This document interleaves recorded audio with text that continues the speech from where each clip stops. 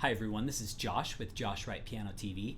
Today's episode is dedicated to my student Shamsa from Dubai, and she is currently experiencing a lot of wrist pain. She came to me, maybe we've done 4 lessons together or so, and she'd had wrist pain before that, and I wasn't aware of how serious it was. I thought it was just like, oh, I get a little pain when I practice, and she said, I went to my doctor's today and I have to stop playing for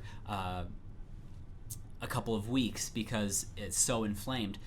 And we had gone over some things to help her, but today I want to dedicate this video to her and any of you struggling with pain in your wrists or your fingers, and talk about why that happens and a couple of remedies. The first remedy that I want to suggest is hot-cold therapy. So I got rid of tendinitis in my pinky. I've only had it one time in my life, and I learned my lesson. It was when I was 14 and I was practicing, and I was playing so hard, rather than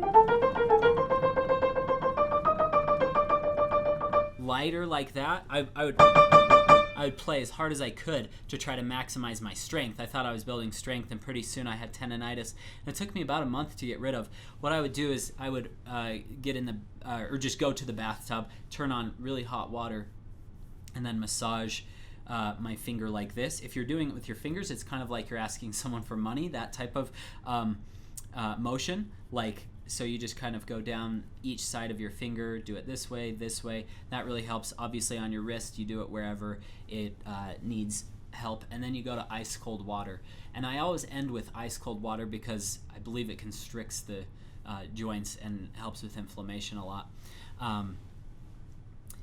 Another thing that I like to do that it's kind of weird, but you can do like electrodes.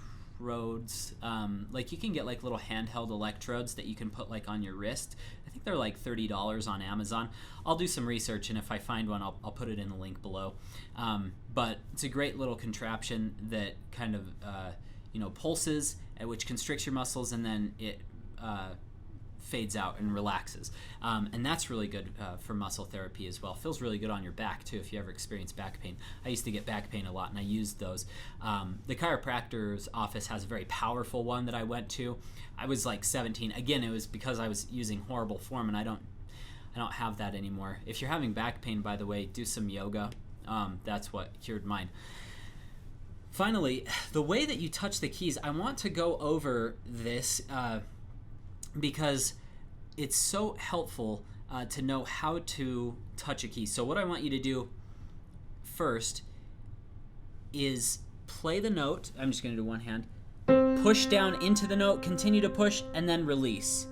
Okay? And the reason you're going to continue to push is to teach yourself this deliberate motion of releasing. And it's going to get smaller and smaller and smaller until you immediately release as soon as you've felt that hammer hit the string. So you're going to go press, release, press, release, press, release, press, release. If you already have tendinitis, don't press very hard because it's going to hurt your hand, okay? Now, let's just do press, release, press, release, press, release, press, release, press, release, press, release, press, release, press, release. Can I a little faster? Press, release, release. I'm just going to say release.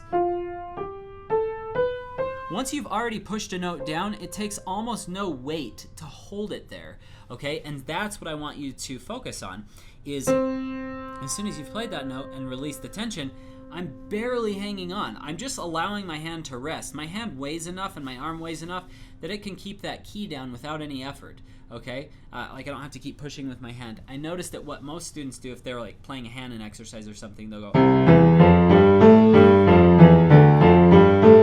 And it's like a constant pushing until they push with the next note, then they're pushing with this, it's never releasing. And it's magic what happens when you actually learn how to do this. I have an Irish student named Kim that I teach, and she's brilliant. And she was like basically a beginner when she came to me, and now I think she's on level 7 in the ABRSM. And she's had a few month breaks each year because she runs a music school of herself. She's a renowned singer. Anyways, she said, so she progressed really quickly, and one of the things that she said helped her the most is when she was practicing hand-in or scales, is this press release exercise. And I've done this in another video as well, this press release exercise, but what it did is it just loosened her hands so that as you're playing scales, it just loosens it up. Same thing what I'm working on right now, because I'm dreading making this pro practice video of it, the Chopin Etude Opus 10 number 2. This, so I'll go release, release, release, release, and then after a while,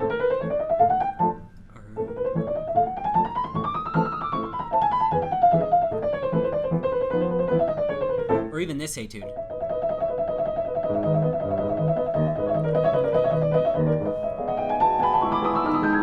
Horrible, sorry.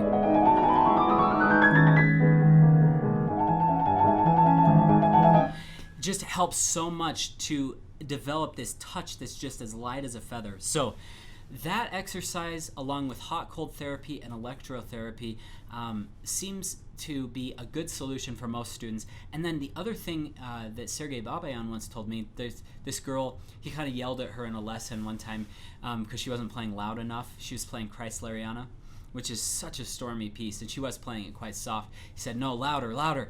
And then she came back the next lesson, and she's like, I have tendinitis. He's like, why would you do that to yourself?